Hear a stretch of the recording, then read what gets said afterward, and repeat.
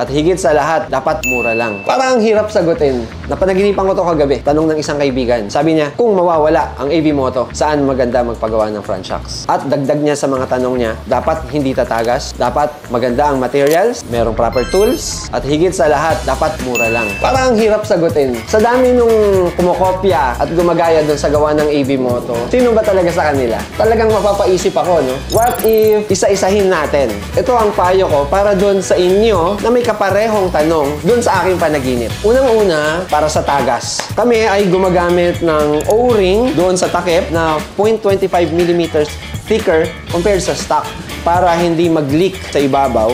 Gumagamit kami ng NOK Japan na oil seal, OEM, para hindi magtagas dun sa gitna. Meron din tayong stainless na lock ring. Ito naman yon para naman hindi kalawangin yung area ng iyong oil seal. Napakakalawang prone kasi yung part na yan.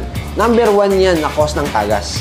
Pagdating naman sa materials, ito yung iba na ginagamit namin. Upon assembly, meron kaming Maxima assembly grease para doon sa kiskisan maiwasan yung stiction or yung pakiramdam na pakat. Doon naman sa panglinis, gaya nito, gumagamit kami ng parts cleaner. Nakakakita ako, FI at CVT cleaner ang ginagamit, which is hindi naman CVT ang front shock natin. Tama ba? So, wag na wag niyang gagamitin. Meron tayong mga imported fork oils gaya nito na talaga namang nagbibigay ng best performance para sa ating front suspension. Nakakakita ako hanggang ngayon, gear oil ang ginagamit. Wag naman sanang matigas ang ulo. Related to that, kung ang gear oil ay nilalagay mo sa front shock, papayag ka ba na ang front shock fluid ilalagay sa iyong transmission? Isang napaka-importanteng proper tool sa paggagawa ng motor at kotse at kahit ano pa man. Yan ay yung torque wrench. Para mas sigurado na tama ang higpit, lalo na dito sa may ilalim, sa may damping rod bolt, para hindi mo ma-lost thread, hindi mo over-tighten, at higit sa lahat, hindi siya magtatagas. At kung napaka-importante sa'yo na mura lang, doon ka magpunta sa shop na gumagamit ng improper materials,